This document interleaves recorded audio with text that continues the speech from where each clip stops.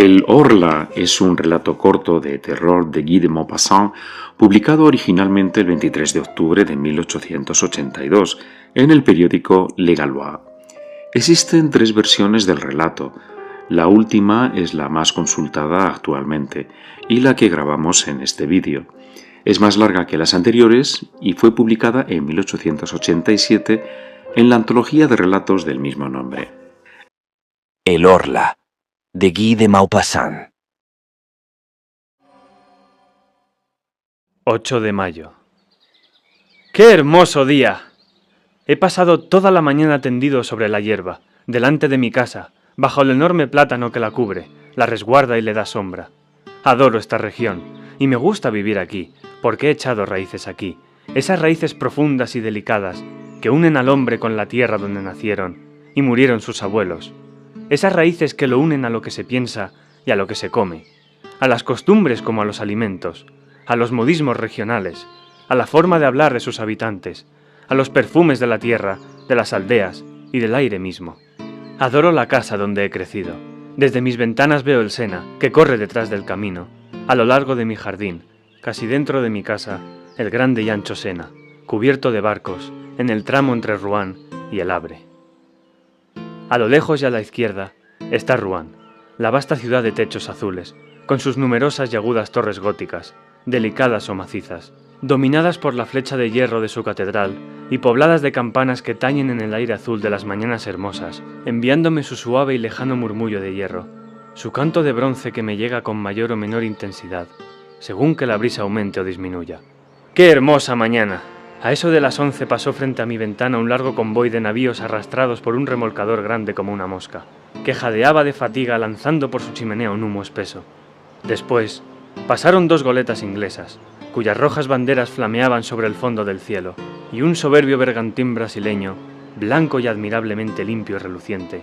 Saludé su paso sin saber por qué, pues sentí placer al contemplarlo. 11 de mayo. Tengo algo de fiebre desde hace algunos días. Me siento dolorido, o más bien triste. ¿De dónde vienen esas misteriosas influencias que transforman nuestro bienestar en desaliento y nuestra confianza en angustia? Diríase que el aire invisible, está poblado de lo desconocido, de poderes cuya misteriosa proximidad experimentamos. Porque al despertarme siento una gran alegría y ganas de cantar, y luego, sorpresivamente, después de dar un corto paseo por la costa, regreso desolado como si me esperase una desgracia en mi casa? Tal vez una ráfaga fría al rozarme la piel me ha alterado los nervios y ensombrecido el alma. ¿Acaso la forma de las nubes o el color tan variable del día o de las cosas me ha perturbado el pensamiento al pasar por mis ojos? ¿Quién puede saberlo? Todo lo que nos rodea, lo que vemos sin mirar, lo que rozamos inconscientemente, lo que tocamos sin palpar y lo que encontramos sin reparar en ello, tiene efectos rápidos, sorprendentes e inexplicables sobre nosotros, sobre nuestros órganos y, por consiguiente, sobre nuestros pensamientos y nuestro corazón. ¡Cuán profundo es el misterio de lo invisible! No podemos explorarlo con nuestros mediocres sentidos, con nuestros ojos que no pueden percibir lo muy grande ni lo muy pequeño, lo muy próximo ni lo muy lejano, los habitantes de una estrella ni los de una gota de agua, con nuestros oídos que nos engañan, transformando las vibraciones del aire en ondas sonoras, como si fueran hadas que convierten milagrosamente en sonido ese movimiento, y que mediante esa metamorfosis hacen surgir la música que transforma en canto la muda agitación de la naturaleza. Con nuestro olfato, más débil que el del perro, con nuestro sentido del gusto, que apenas puede distinguir la edad de un vino, ¿cuántas cosas descubriríamos a nuestro alrededor si tuviéramos otros órganos que realizaran para nosotros otros milagros? 16 de mayo. Decididamente, estoy enfermo. Y pensar que estaba tan bien el mes pasado. Tengo fiebre, una fiebre atroz, o, mejor dicho, una nerviosidad febril que afecta por igual el alma y el cuerpo. Tengo continuamente la angustiosa sensación de un peligro que me amenaza, la aprensión de una desgracia inminente o de la muerte que se aproxima, el presentimiento suscitado por el comienzo de un mal aún desconocido que germina en la carne y en la sangre. 18 de mayo. Acabo de consultar al médico, pues ya no podía dormir. Me ha encontrado el pulso acelerado, los ojos inflamados y los nervios alterados, pero ningún síntoma alarmante. Debo darme duchas y tomar bromuro de potasio. 25 de mayo. No siento ninguna mejoría. Mi estado es realmente extraño. Cuando se aproxima la noche, me invade una inexplicable inquietud, como si la noche ocultase una terrible amenaza para mí. Ceno rápidamente y luego trato de leer, pero no comprendo las palabras y apenas distingo las letras. Camino entonces de un extremo a otro de la sala, sintiendo la opresión de un temor confuso e irresistible, el temor de dormir y el temor de la cama. A las 10 subo a la habitación. En cuanto entro, doy 2 vueltas a la llave y corro los cerrojos. Tengo miedo. ¿De qué? Hasta ahora nunca sentía temor por nada. Abro mis armarios, miro debajo de la cama, escucho. ¿Qué? ¿Acaso puede sorprender que un malestar, un trastorno de la circulación y tal vez una ligera congestión, una pequeña perturbación del funcionamiento tan imperfecto y delicado de nuestra máquina viviente, convierta en un melancólico al más alegre de los hombres y en un cobarde al más valiente? Luego me acuesto y espero el sueño como si esperase al verdugo.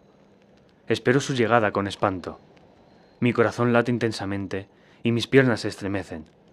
Todo mi cuerpo tiembla, en medio del calor de la cama, hasta el momento en que caigo bruscamente en el sueño, como si me ahogara en un abismo de agua estancada. Ya no siento llegar como antes a ese sueño pérfido, oculto cerca de mí, que me acecha, se apodera de mi cabeza, me cierra los ojos y me aniquila. Duermo durante 2 o 3 horas, y luego no es un sueño sino una pesadilla lo que se apodera de mí.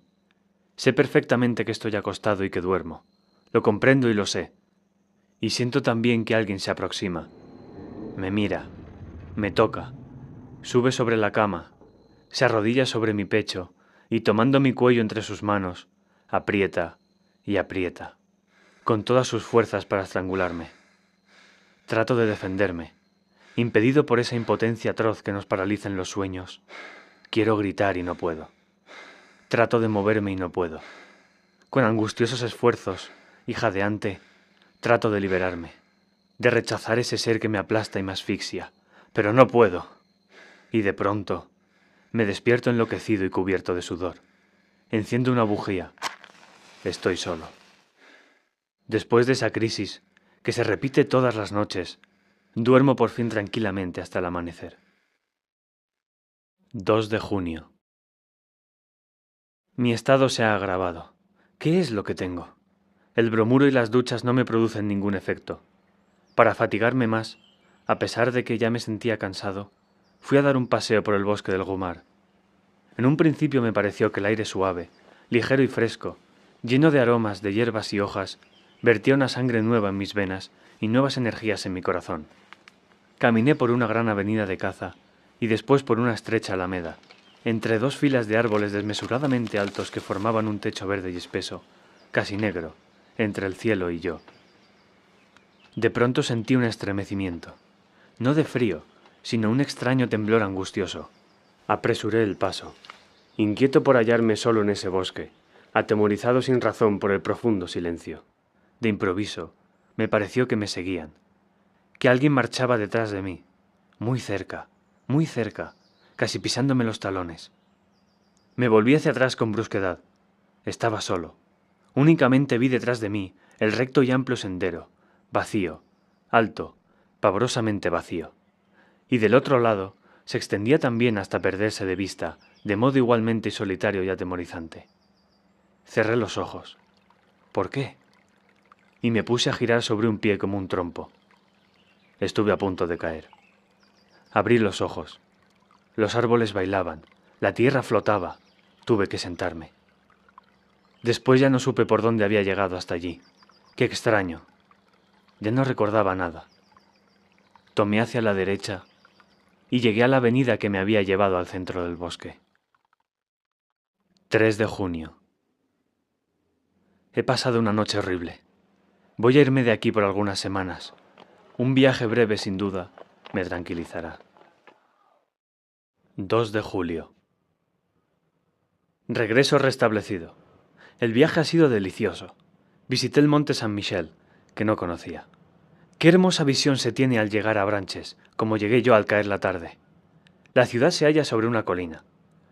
Cuando me llevaron al jardín botánico, situado en un extremo de la población, no pude evitar un grito de admiración. Una extensa bahía se extendía ante mis ojos hasta el horizonte, entre dos costas lejanas que se esfumaban en medio de la bruma, y en el centro de esa inmensa bahía, bajo un dorado cielo despejado, se elevaba un monte extraño, sombrío y puntiagudo en las arenas de la playa.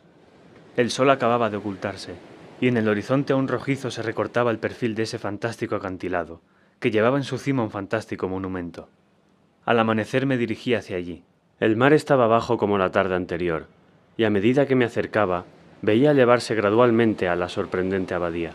Luego de varias horas de marcha, llegué al enorme bloque de piedra en cuya cima se halla la pequeña población, dominada por la gran iglesia. Después de subir por la calle estrecha y empinada, penetré en la más admirable morada gótica construida por Dios en la tierra. Vasta como una ciudad, con numerosos recintos de techo bajo, como aplastados por bóvedas y galerías superiores, sostenidas por frágiles columnas. Entré en esa gigantesca joya de granito, ligera como un encaje, cubierta de torres, de esbeltos torreones, a los cuales se sube por intrincadas escaleras, que destacan en el cielo azul del día y negro de la noche. Sus extrañas cúpulas erizadas de quimeras, diablos, animales fantásticos y flores monstruosas unidas entre sí por finos arcos labrados. Cuando llegué a la cumbre, dije al monje que me acompañaba: «Qué bien se debe estar aquí, padre». «Es un lugar muy ventoso, señor», me respondió, y nos pusimos a conversar mientras mirábamos subir el mar, que avanzaba sobre la playa y parecía cubrirla con una coraza de acero. El monje me refirió historias, todas las viejas historias del lugar, leyendas, muchas leyendas. Una de ellas me impresionó mucho. Los nacidos en el monte aseguran que de noche se oyen voces en la playa y después se perciben los balidos de dos cabras, una de voz fuerte y la otra de voz débil. Los incrédulos afirman que son los graznidos de las aves marinas que se asemejan a balidos o a quejas humanas, pero los pescadores rezagados juran haber encontrado merodeando por las dunas, entre dos mareas y alrededor de la pequeña población, tan alejada del mundo, a un viejo pastor cuya cabeza nunca pudieron ver por llevarla cubierta con su capa, y delante de él marchan un macho cabrío con rostro de hombre y una cabra con rostro de mujer. Ambos tienen largos cabellos blancos y hablan sin cesar. Discuten en una lengua desconocida, interrumpiéndose de pronto para hablar con todas sus fuerzas. ¿Cree usted en eso?, pregunté al monje. No sé, me contestó. Yo proseguí. Si existieran en la tierra otros seres diferentes de nosotros, los conoceríamos desde hace mucho tiempo. ¿Cómo es posible que no los hayamos visto ni usted ni yo? ¿Acaso vemos, me respondió, la 100.000ª parte de lo que existe? Observe, por ejemplo, el viento, que es la fuerza más poderosa de la naturaleza. El viento que derriba hombres y edificios, que arranca de cuajo los árboles y levanta montañas de agua en el mar, que destruye los acantilados y que arroja contra ellos a las grandes naves. El viento que mata, silba, gime y ruge. ¿Acaso lo ha visto alguna vez? ¿Acaso lo puede ver? Y sin embargo existe. Ante este sencillo razonamiento, opté por callarme. Este hombre podía ser un sabio, o tal vez un tonto.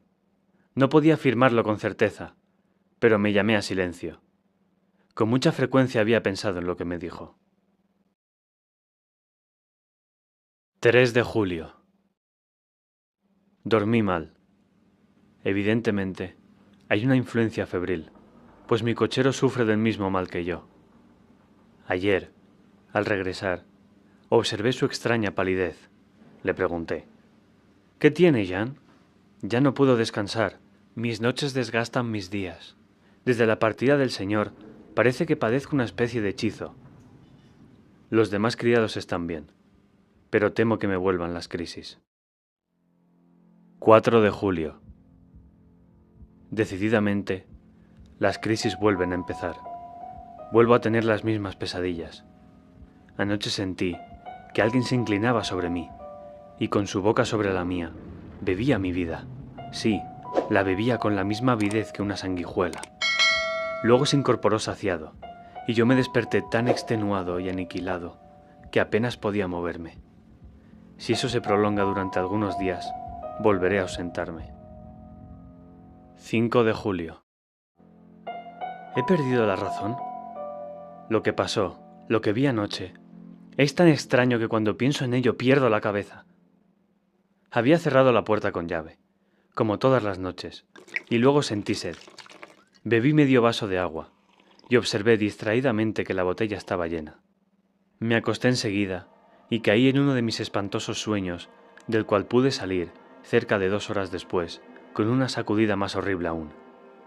Imagínense ustedes un hombre que es asesinado mientras duerme, que despierta con un cuchillo clavado en el pecho, jadeante y cubierto de sangre, que no puede respirar y que muere sin comprender lo que le ha sucedido. Después de recobrar la razón, sentí nuevamente sed. Encendí una bujía y me dirigí hacia la mesa donde había dejado la botella. La levanté inclinándola sobre el vaso, pero no había una gota de agua. Estaba vacía, completamente vacía. Al principio no comprendí nada, pero de pronto sentí una emoción tan atroz que tuve que sentarme, o mejor dicho, me desplomé sobre una silla. Luego me incorporé de un salto para mirar a mi alrededor. Después volví a sentarme, delante del cristal transparente, lleno de asombro y terror. Lo observaba con la mirada fija, tratando de imaginarme lo que había pasado. Mis manos temblaban. ¿Quién se había bebido el agua? Yo sin duda. ¿Quién podía haber sido sino yo? Entonces, yo era sonámbulo, y vivía sin saberlo esa doble vida misteriosa que nos hace pensar que hay en nosotros dos seres, o que a veces un ser extraño, desconocido e invisible anima, mientras dormimos, nuestro cuerpo cautivo que le obedece como nosotros, y más que a nosotros. ¡Ah! ¿Quién podrá comprender mi abominable angustia?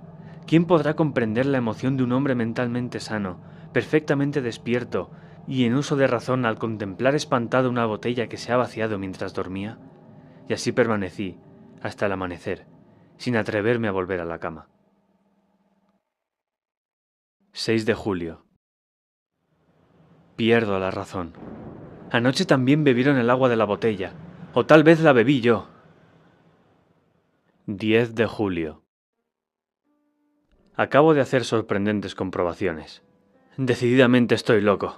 Y sin embargo, el 6 de julio, antes de acostarme, puse sobre la mesa vino, leche, agua, pan y fresas.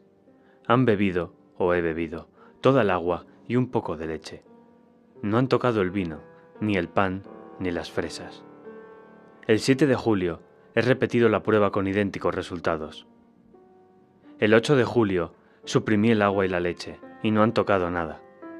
Por último, el 9 de julio puse sobre la mesa solamente el agua y la leche, teniendo especial cuidado de envolver las botellas con lienzos de muselina blanca y de atar los tapones. Luego me froté con grafito los labios, la barba y las manos, y me acosté. Un sueño irresistible se apoderó de mí, seguido poco después por el atroz despertar. No me había movido, ni siquiera mis sábanas estaban manchadas. Corrí hacia la mesa. Los lienzos que envolvían las botellas seguían limpios e inmaculados. Desaté los tapones, palpitante de emoción. Se habían bebido toda el agua y toda la leche. ¡Ah! ¡Dios mío! Partiré inmediatamente hacia París. 12 de julio. París. Estos últimos días había perdido la cabeza. Tal vez he sido juguete de mi enervada imaginación, salvo que yo sea realmente sonámbulo, o que haya sufrido una de esas influencias comprobadas, pero hasta ahora inexplicables, que se llaman sugestiones. De todos modos, mi extravío rayaba en la demencia, y han bastado 24 horas en París para recobrar la cordura. Ayer, después de paseos y visitas que me han renovado y vivificado el alma, terminé el día en el Théâtre Français. Representábase una pieza de Alejandro Dumas hijo. Este autor vivaz y pujante ha terminado de curarme. Es evidente que la soledad resulta peligrosa para las mentes que piensan demasiado. Necesitamos ver a nuestro alrededor a hombres que piensen y hablen, cuando permanecemos solos durante mucho tiempo, poblamos de fantasmas el vacío. Regresé muy contento al hotel, caminando por el centro. Al codearme con la multitud, pensé, no sin ironía, en mis terrores y suposiciones de la semana pasada, pues creí que un ser invisible vivía bajo mi techo. Cuán débil es nuestra razón, y cuán rápidamente se extravía cuando nos estremece un hecho incomprensible. En lugar de concluir con estas simples palabras, yo no comprendo por qué no puedo explicarme las causas. Nos imaginamos enseguida impresionantes misterios y poderes sobrenaturales. 14 de julio. Fiesta de la República. He paseado por las calles. Los cohetes y banderas me divirtieron como a un niño. Sin embargo, me parece una tontería ponerse contento un día determinado por decreto del gobierno. El pueblo es un rebaño de imbéciles, a veces tonto y paciente, y otras feroz y rebelde. Se le dice, ¡diviértete!, y se divierte. Se le dice, ve a combatir con tu vecino, y va a combatir. Se le dice, vota por el emperador, y vota por el emperador. Después, vota por la República, y vota por la República. Los que lo dirigen son igualmente tontos, pero en lugar de obedecer a hombres, se atienen a principios, que por lo mismo que son principios, solo pueden ser necios, estériles y falsos. Es decir, ideas consideradas ciertas e inmutables, tan luego en este mundo, donde nada es seguro y donde la luz y el sonido son ilusorios.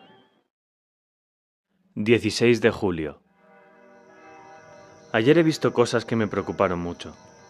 Cené en casa de mi prima, la señora Sablé, casada con el jefe del Regimiento 76 de Cazadores de Limoges. Conocí allí a dos señoras jóvenes, casada una de ellas con el doctor Parent, que se dedica intensamente al estudio de las enfermedades nerviosas y de los fenómenos extraordinarios que hoy dan origen a las experiencias sobre hipnotismo y sugestión. Nos refirió detalladamente los prodigiosos resultados obtenidos por los sabios ingleses y por los médicos de la escuela de Nancy. Los hechos que expuso me parecieron tan extraños que manifesté mi incredulidad. Estamos a punto de descubrir uno de los más importantes secretos de la naturaleza, decía el doctor Parent. Es decir, uno de sus más importantes secretos aquí en la Tierra, puesto que hay evidentemente otros secretos importantes en las estrellas.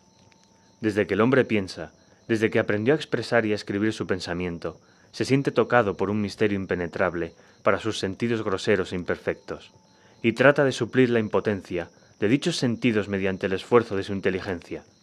Cuando la inteligencia permanecía aún en un estado rudimentario, la obsesión de los fenómenos invisibles adquiría formas comúnmente terroríficas.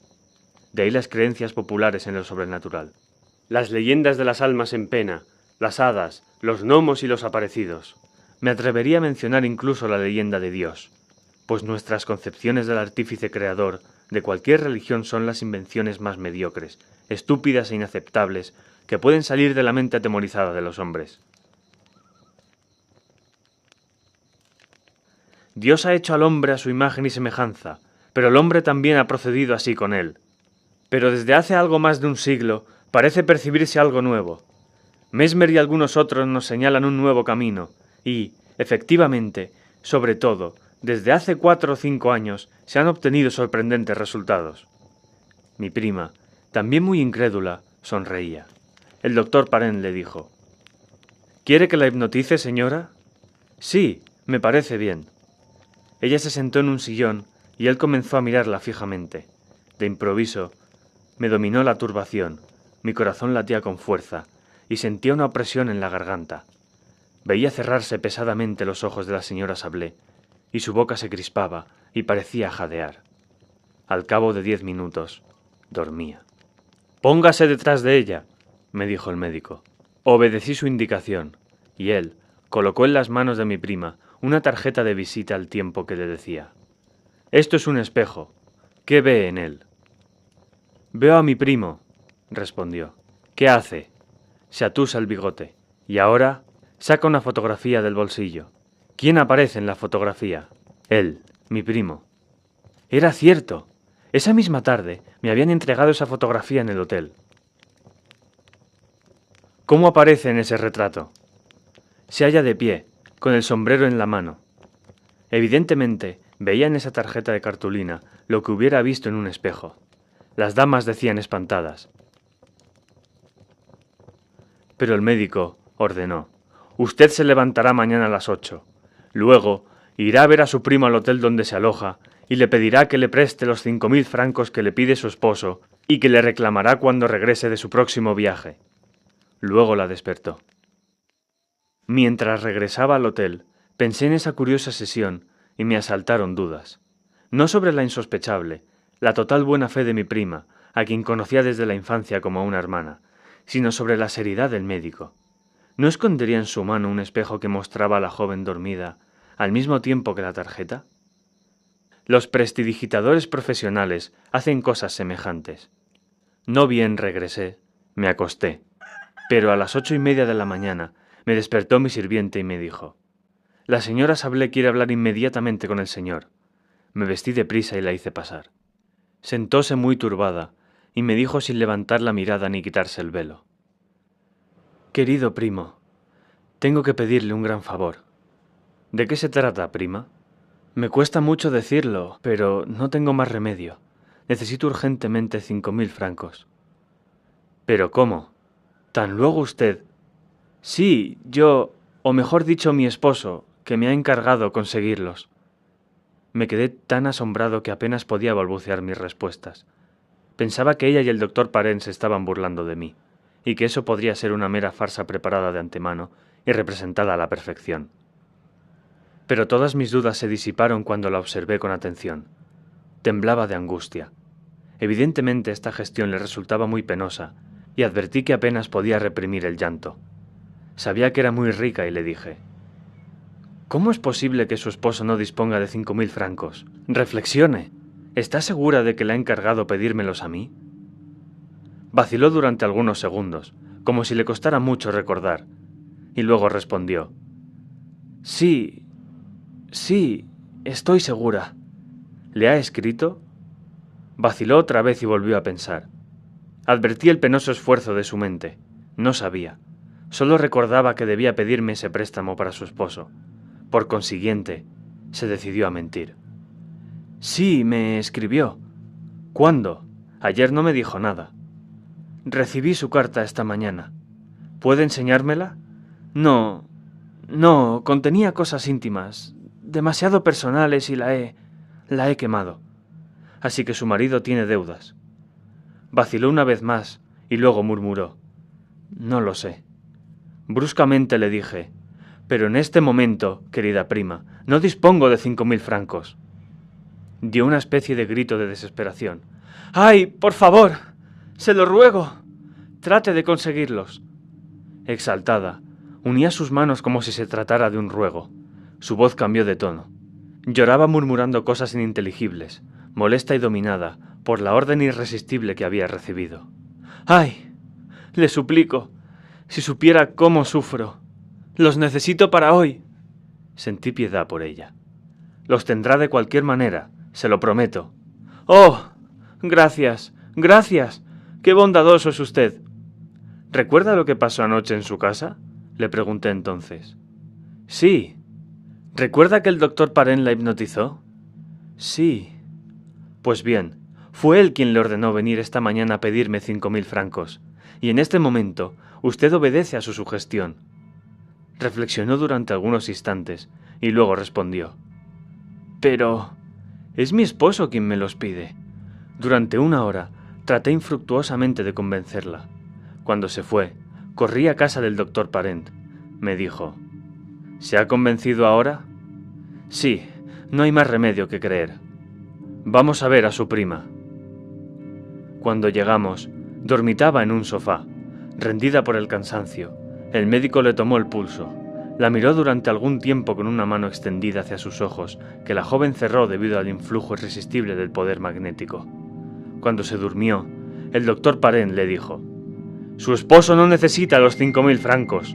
Por lo tanto, usted debe olvidar que ha rogado a su primo para que éste se los preste. Y si le habla de eso, usted no comprenderá». Luego le despertó. Entonces saqué mi billetera. «Aquí tiene, querida prima, lo que me pidió esta mañana». Se mostró tan sorprendida que no me atreví a insistir. Traté, sin embargo, de refrescar su memoria, pero negó todo enfáticamente, creyendo que me burlaba, y poco faltó para que se enojase. Acabo de regresar. La experiencia me ha impresionado tanto que no he podido almorzar. 19 de julio. Muchas personas a quienes he referido esta aventura se han reído de mí. Ya no sé qué pensar. El sabio dijo, quizá. 21 de julio. Cené en Bougival y después estuve en el baile de los remeros. Decididamente, todo depende del lugar y del medio. Creer en lo sobrenatural en la isla de la Grenouillère sería el colmo del desatino. Pero, ¿no es así en la cima del monte Saint-Michel y en la India? Sufrimos la influencia de lo que nos rodea. Regresaré a casa la semana próxima. 30 de julio. Ayer he regresado a casa. Todo está bien. 2 de agosto. No hay novedades. Hace un tiempo espléndido. Paso los días mirando correr el Sena. 4 de agosto. Hay problemas entre mis criados. Aseguran que alguien rompe los vasos en los armarios por la noche. El sirviente acusa a la cocinera, y ésta a la lavandera, quien a su vez acusa a los dos primeros. ¿Quién es el culpable? El tiempo lo dirá. 6 de agosto. Esta vez no estoy loco. Lo he visto. ¡Lo he visto! Ya no tengo la menor duda. ¡Lo he visto! Aún siento frío hasta en las uñas. El miedo me penetra hasta la médula. ¡Lo he visto! A las 2 de la tarde me paseaba a pleno sol por mi rosedal. Caminaba por el sendero de rosales de otoño que comienzan a florecer. Me detuve a observar un hermoso ejemplar de Jeanne de Batey, que tenía 3 flores magníficas, y vi entonces con toda claridad, cerca de mí, que el tallo de una de las rosas se doblaba, como movido por una mano invisible. Luego vi que se quebraba como si la misma mano lo cortase. Luego la flor se elevó, siguiendo la curva que habría descrito un brazo al llevarla hacia una boca, y permaneció, suspendida en el aire transparente, muy sola e inmóvil, como una pavorosa mancha a 3 pasos de mí. Azorado, me arrojé sobre ella para tomarla, pero no pude hacerlo. Había desaparecido. Sentí entonces rabia contra mí mismo, pues no es posible que una persona razonable tenga semejantes alucinaciones. Pero, ¿tratábase realmente de una alucinación? Volví hacia el rosal para buscar el tallo cortado, e inmediatamente lo encontré, recién cortado, entre las 2 rosas que permanecían en la rama. Regresé entonces a casa con la mente alterada. En efecto, ahora estoy convencido, seguro como de la alternancia de los días y las noches, de que existe, cerca de mí, un ser invisible, que se alimenta de leche y agua, que puede tocar las cosas, tomarlas y cambiarlas de lugar, dotado, por consiguiente, de un cuerpo material aunque imperceptible para nuestros sentidos, y que habita en mi casa como yo. 7 de agosto. Dormí tranquilamente. Se ha bebido el agua de la botella, pero no perturbó mi sueño. Me pregunto si estoy loco. Cuando a veces me paseo a pleno sol, a lo largo de la costa, he dudado de mi razón. No son ya dudas inciertas, como las que he tenido hasta ahora, sino dudas precisas, absolutas. He visto locos. He conocido a algunos que seguían siendo inteligentes, lúcidos y sagaces en todas las cosas de la vida, menos en un punto. Hablaban de todo con claridad, facilidad y profundidad, pero de pronto su pensamiento chocaba contra el escollo de la locura y se hacía pedazos. Volaba en fragmentos y se hundía en ese océano siniestro y furioso, lleno de olas fragorosas, brumosas y borrascosas, que se llama demencia. Ciertamente, estaría convencido de mi locura si no tuviera perfecta conciencia de mi estado, al examinarlo con toda lucidez. En suma, yo solo sería un alucinado que razona. Se habría producido en mi mente uno de esos trastornos que hoy tratan de estudiar y precisar los fisiólogos modernos, y dicho trastorno habría provocado en mí una profunda ruptura en lo referente al orden y a la lógica de las ideas. Fenómenos semejantes se producen en el sueño, que nos muestra las fantasmagorías más inverosímiles sin que ello nos sorprenda, porque mientras duerme el aparato verificador, el sentido del control, la facultad imaginativa vigila y trabaja. ¿Acaso ha dejado de funcionar en mí una de las imperceptibles teclas del teclado cerebral? Hay hombres que a raíz de accidentes pierden la memoria de los nombres propios, de las cifras o solamente de las fechas. Hoy se ha comprobado la localización de todas las partes del pensamiento. No puede sorprender entonces que en este momento se haya disminuido mi facultad de controlar la irrealidad de ciertas alucinaciones. Pensaba en todo ello mientras caminaba por la orilla del río. El sol iluminaba el agua, sus rayos embellecían la tierra y llenaban mis ojos de amor por la vida, por las golondrinas cuya agilidad constituye para mí un motivo de alegría, por las hierbas de la orilla cuyo estremecimiento es un placer para mis oídos. Sin embargo, paulatinamente, me invadía un malestar inexplicable. Me parecía que una fuerza desconocida me detenía, me paralizaba, impidiéndome avanzar, y que trataba de hacerme volver atrás. Sentí ese doloroso deseo de volver, que nos oprime cuando hemos dejado en nuestra casa a un enfermo querido, y presentimos una agravación del mal. Regresé entonces, a pesar mío, convencido de que encontraría en casa una mala noticia, una carta o un telegrama. Nada de eso había, y me quedé más sorprendido e inquieto aún que si hubiese tenido una nueva visión fantástica. 8 de agosto. Pasé una noche horrible. Él no ha aparecido más, pero lo siento cerca de mí. Me espía, me mira, se introduce en mí y me domina. Así me resulta más temible, pues al ocultarse de este modo parece manifestar su presencia invisible y constante mediante fenómenos sobrenaturales. Sin embargo, he podido dormir. 9 de agosto. Nada ha sucedido, pero tengo miedo. 10 de agosto. Nada. ¿Qué sucederá mañana? 11 de agosto. Nada. Siempre nada.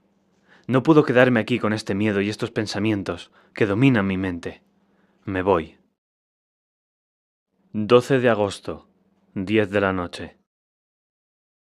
Durante todo el día he tratado de partir, pero no he podido. He intentado realizar este acto tan fácil y sencillo, salir, subir en mi coche para dirigirme a Rouen, y no he podido. ¿Por qué? 13 de agosto. Cuando nos atacan ciertas enfermedades, nuestros mecanismos físicos parecen fallar. Sentimos que nos faltan las energías y que todos nuestros músculos se relajan. Los huesos parecen tan blandos como la carne, y la carne tan líquida como el agua.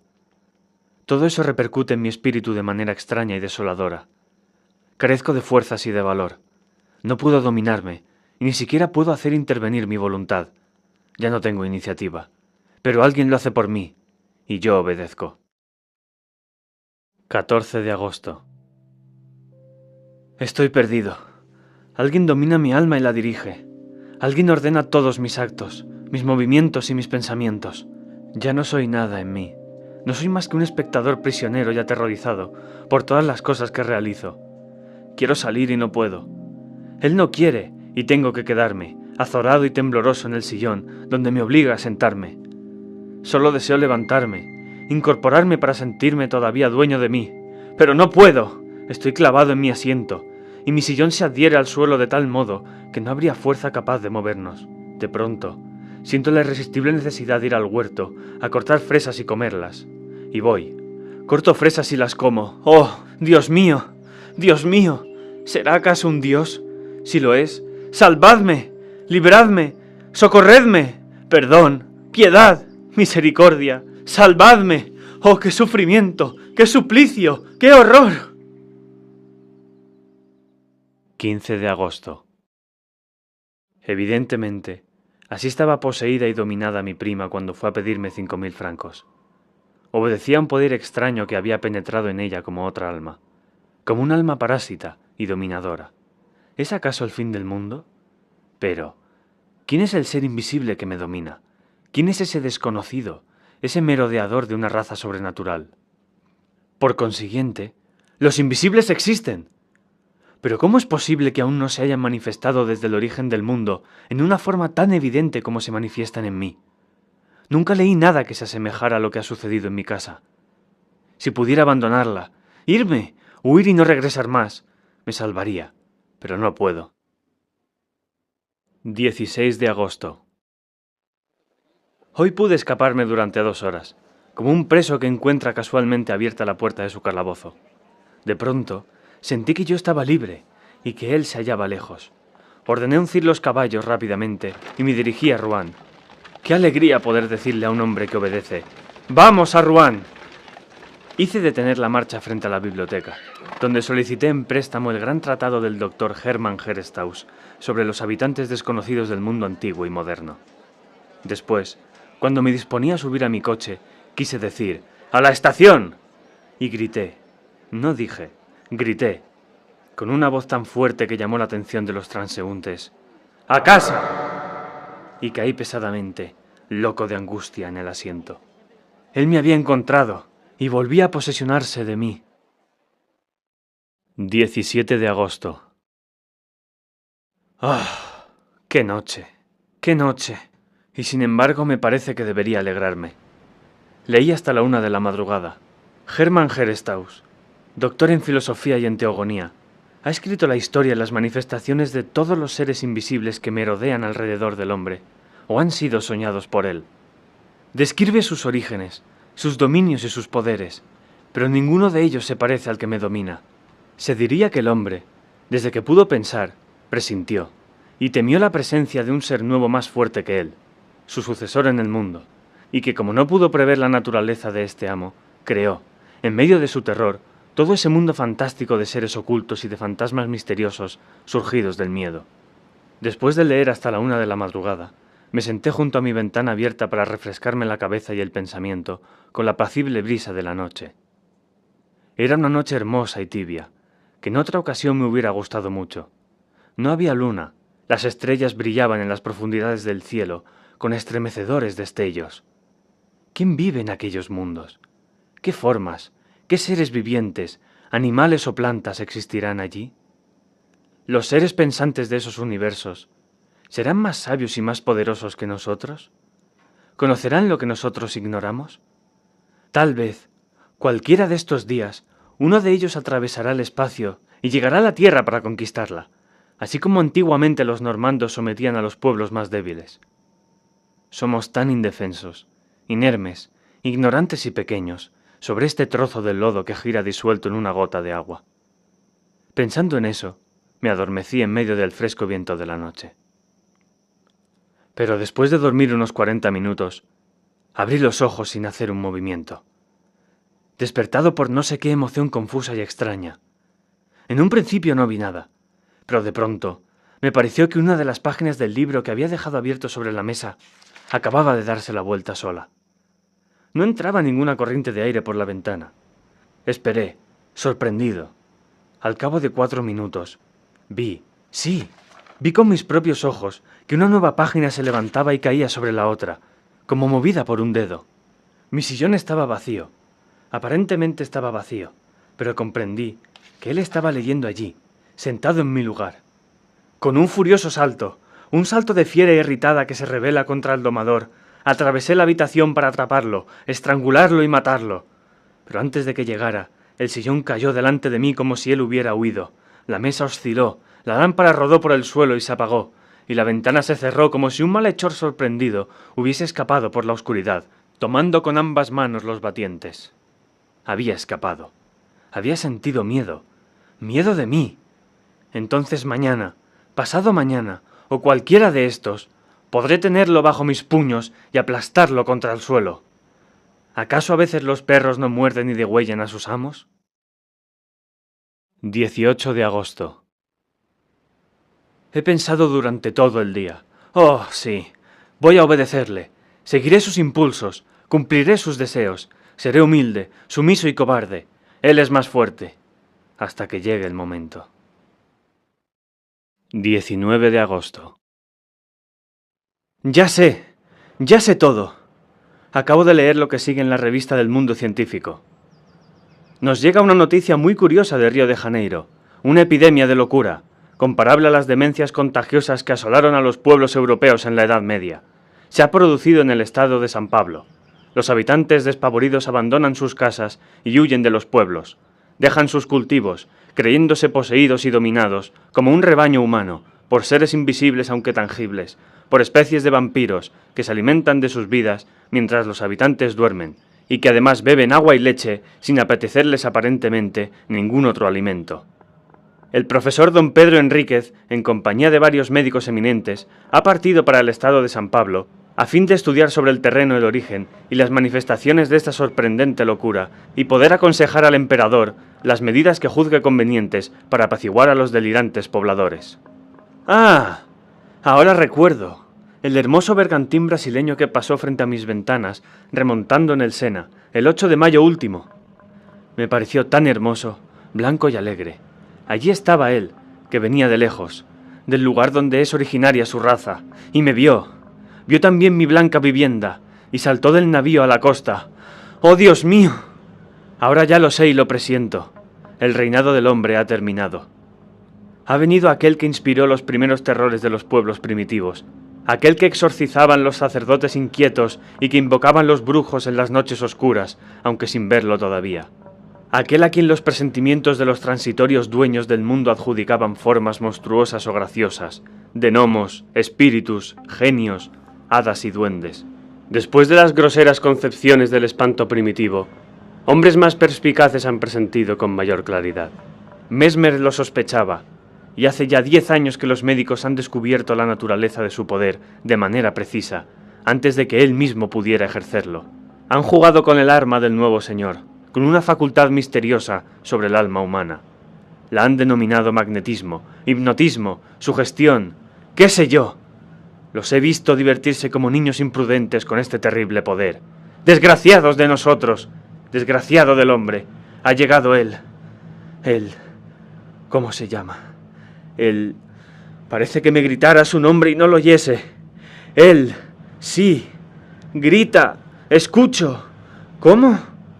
Repite, Orla. He oído. El Orla. Es él. El Orla. Ha llegado. ¡Ah! El buitre se ha comido la paloma. El lobo ha devorado el cordero. El león ha devorado el búfalo de agudos cuernos.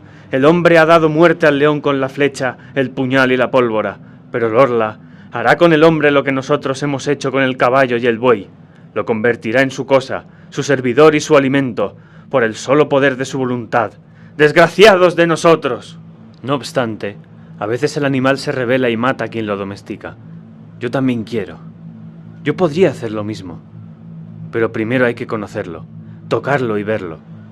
Los sabios afirman que los ojos de los animales no distinguen las mismas cosas que los nuestros. Y mis ojos no pueden distinguir al recién llegado que me oprime. ¿Por qué? ¡Oh! Recuerdo ahora las palabras del monje del monte San Michel. ¿Acaso vemos la 100.000ª parte de lo que existe? Observe, por ejemplo, el viento, que es la fuerza más poderosa de la naturaleza, el viento que derriba hombres y edificios, que arranca de cuajo los árboles y levanta montañas de agua en el mar, que destruye los acantilados y arroja contra ellos a las grandes naves. El viento, que silba, gime y ruge. ¿Acaso lo ha visto usted alguna vez? ¿Acaso puede verlo? Y sin embargo existe. Y yo seguía pensando. Mis ojos son tan débiles e imperfectos que ni siquiera distinguen los cuerpos sólidos cuando son transparentes como el vidrio. Si un espejo sin azogue obstruye mi camino, chocaré contra él como el pájaro que penetra en una habitación y se rompe la cabeza contra los vidrios.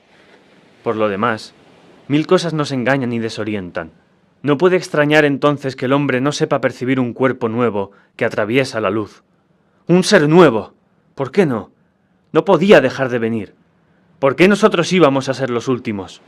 Nosotros no los distinguimos, pero tampoco nos distinguían los seres creados antes que nosotros. Ello se explica porque su naturaleza es más perfecta, más elaborada y mejor terminada que la nuestra, tan endeble y torpemente concebida, trabada por órganos siempre fatigados, siempre forzados como mecanismos demasiado complejos, que vive como una planta o como un animal, nutriéndose penosamente de aire, hierba y carne, máquina animal acosada por las enfermedades, las deformaciones y las putrefacciones, que respira con dificultad, imperfecta, primitiva y extraña, ingeniosamente mal hecha, obra grosera y delicada, bosquejo del ser que podría convertirse en inteligente y poderoso. Existen muchas especies en este mundo, desde la ostra al hombre. ¿Por qué no podría aparecer una más, después de cumplirse el periodo que separa las sucesivas apariciones de las diversas especies? ¿Por qué no puede aparecer una más? ¿Por qué no pueden surgir también nuevas especies de árboles, de flores gigantescas y resplandecientes que perfumen regiones enteras? ¿Por qué no pueden aparecer otros elementos que no sean el fuego, el aire, la tierra y el agua? Solo son 4, nada más que 4, esos padres que alimentan a los seres. ¡Qué lástima! ¿Por qué no serán 40, 400 o 4000? Todo es pobre, mezquino, miserable. Todo se ha dado con avaricia, se ha inventado secamente y se ha hecho con torpeza. ¡Ah! ¡Cuánta gracia hay en el elefante y el hipopótamo! ¡Qué elegante es el camello! Se podrá decir que la mariposa es una flor que vuela. Yo sueño con una que sería tan grande como 100 universos, con alas cuya forma, belleza, color y movimiento ni siquiera puedo describir, pero lo veo. Va de estrella a estrella, refrescándolas y perfumándolas, con el soplo armonioso y ligero de su vuelo, y los pueblos que allí habitan la miran pasar, extasiados y maravillados. ¿Qué es lo que tengo? Es el orla, que me hechiza, que me hace pensar esas locuras.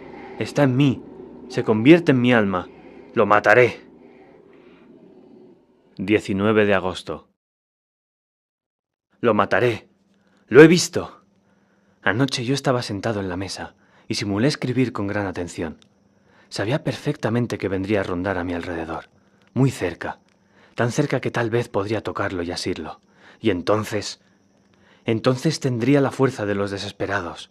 Dispondría de mis manos, mis rodillas, mi pecho, mi frente y mis dientes para estrangularlo, aplastarlo, morderlo y despedazarlo. Yo acechaba con todos mis sentidos sobreexcitados. Había encendido las 2 lámparas y las 8 bujías de la chimenea, como si fuese posible distinguirlo con esa luz. Frente a mí está mi cama, una vieja cama de roble. A la derecha, la chimenea. A la izquierda, la puerta, cerrada cuidadosamente, después de dejarla abierta durante largo rato a fin de atraerlo. Detrás de mí, un gran armario con espejos, que todos los días me servía para afeitarme y vestirme, y donde acostumbraba a mirarme de pies a cabeza cuando pasaba frente a él. Como dije antes, simulaba escribir para engañarlo, pues él también me espiaba. De pronto, tuve la certeza de que leía por encima de mi hombro, de que estaba allí rozándome la oreja. Me levanté con las manos extendidas, girando con tal rapidez que estuve a punto de caer. Pues bien, se veía como si fuera pleno día, y sin embargo, no me vi en el espejo. Estaba vacío, claro, profundo y resplandeciente de luz. Mi imagen no aparecía, y yo estaba frente a él. Veía aquel vidrio, totalmente límpido de arriba abajo, y lo miraba con ojos extraviados. No me atrevía a avanzar, y ya no tuve valor para hacer un movimiento más. Sentía que él estaba allí, pero que se me escaparía otra vez, con su cuerpo imperceptible, que me impedía reflejarme en el espejo. ¡Cuánto miedo sentí! De pronto, mi imagen volvió a reflejarse, pero como si estuviese envuelta en la bruma, como si la observase a través de una capa de agua. Me parecía que esa agua se deslizaba lentamente de izquierda a derecha, y que paulatinamente mi imagen adquiría mayor nitidez. Era como el final de un eclipse. Lo que la ocultaba no parecía tener contornos precisos. Era una especie de transparencia opaca, que poco a poco se aclaraba. Por último, pude distinguirme completamente como todos los días. ¡Lo había visto! Conservo el espanto que aún me hace estremecer. 20 de agosto. ¿Cómo podré matarlo si está fuera de mi alcance? ¿Envenenándolo? Pero él me verá mezclar el veneno en el agua, y tal vez nuestros venenos no tienen ningún efecto sobre un cuerpo imperceptible. No, decididamente no. Pero entonces, ¿qué haré entonces? 21 de agosto. He llamado a un cerrajero de Rouen, y le he encargado persianas metálicas, como las que tienen algunas residencias particulares de París, en la planta baja, para evitar los robos. Me haré además una puerta similar. Me debe haber tomado por un cobarde, pero no importa. 10 de septiembre. Rouen, Hotel Continental. Ha sucedido. Pero ¿Habrá muerto? Lo que vi me ha trastornado. Ayer, después de que el cerrajero colocó la persiana y la puerta de hierro, dejé todo abierto hasta medianoche, a pesar de que comenzaba a hacer frío. De improviso, sentí que estaba aquí, y me invadió la alegría, una enorme alegría. Me levanté lentamente y caminé en cualquier dirección durante algún tiempo para que no sospechase nada. Luego me quité los botines y me puse distraídamente unas pantuflas. Cerré después la persiana metálica y regresé con paso tranquilo hasta la puerta, cerrándola también con 2 vueltas de llave. Regresé entonces hacia la ventana. La cerré con un candado y guardé la llave en el bolsillo. De pronto, comprendí que se agitaba a mi alrededor, que él también sentía miedo y que me ordenaba que le abriera. Estuve a punto de ceder, pero no lo hice. Me acerqué a la puerta y le entreabrí lo suficiente como para poder pasar retrocediendo, y como soy muy alto, mi cabeza llegaba hasta el dintel. Estaba seguro de que no había podido escapar, y allí lo acorralé solo, completamente solo. ¡Qué alegría! Había caído en mi poder. Entonces descendí corriendo a la planta baja, tomé las 2 lámparas que se hallaban en la sala situada debajo de mi habitación y, con el aceite que contenían, rocié la alfombra, los muebles, todo. Luego les prendí fuego y me puse a salvo después de cerrar bien, con 2 vueltas de llave, la puerta de entrada. Me escondí en el fondo de mi jardín tras un macizo de laureles. ¡Qué larga me pareció la espera! Reinaba la más completa oscuridad, gran quietud y silencio. No soplaba la menor brisa, no había una sola estrella, nada más que montañas de nubes que, aunque no se veían, hacían sentir su gran peso sobre mi alma. Miraba mi casa y esperaba. ¡Qué larga era la espera! Creía que el fuego ya se había extinguido por sí solo, o que él lo había extinguido. Hasta que vi que una de las ventanas se hacía astillas debido a la presión del incendio, y una gran llamarada roja y amarilla, larga, flexible y acariciante, ascender por la pared blanca hasta rebasar el techo. Una luz se reflejó en los árboles, en las ramas y en las hojas, y también un estremecimiento de pánico. Los pájaros se despertaban, un perro comenzó a ladrar, parecía que iba a amanecer. De inmediato, estallaron otras ventanas, y pude ver que toda la planta baja de mi casa ya no era más que un espantoso brasero. Pero se oyó un grito en medio de la noche, un grito de mujer horrible, sobreagudo y desgarrador, al tiempo que se abrían las ventanas de 2 buhardillas. ¡Me había olvidado de los criados! Vi sus rostros enloquecidos y sus brazos que se agitaban. Despavorido, eché a correr hacia el pueblo gritando: ¡Socorro! ¡Socorro! ¡Fuego! ¡Fuego! Encontré gente que ya acudía al lugar y regresé con ellos para ver. La casa ya solo era una hoguera horrible y magnífica, una gigantesca hoguera que iluminaba la tierra, una hoguera donde ardían los hombres, y él también. Él, mi prisionero, el nuevo ser, el nuevo amo, el Orla. De pronto, el techo entero se derrumbó entre las paredes y un volcán de llamas ascendió hasta el cielo. Veía esa masa de fuego por todas las ventanas abiertas hacia ese enorme horno y pensaba que él estaría allí, muerto en ese horno. ¿Muerto? ¿Será posible? ¿Acaso su cuerpo, que la luz atravesaba, podía destruirse por los mismos medios que destruyen nuestros cuerpos? ¿Y si no hubiera muerto? Tal vez solo el tiempo puede dominar al ser invisible y temido. ¿Para qué ese cuerpo transparente, ese cuerpo invisible, ese cuerpo de espíritu, si también está expuesto a los males, las heridas, las enfermedades y la destrucción prematura? ¿La destrucción prematura? Todo el temor de la humanidad procede de ella. Después del hombre, el Orla. Después de aquel que puede morir todos los días, a cualquier hora, en cualquier minuto, en cualquier accidente, ha llegado aquel que morirá solamente un día determinado, en una hora y en un minuto determinado, al llegar al límite de su vida. No hay duda. No hay duda. No ha muerto. Entonces, tendré que suicidarme. Fin.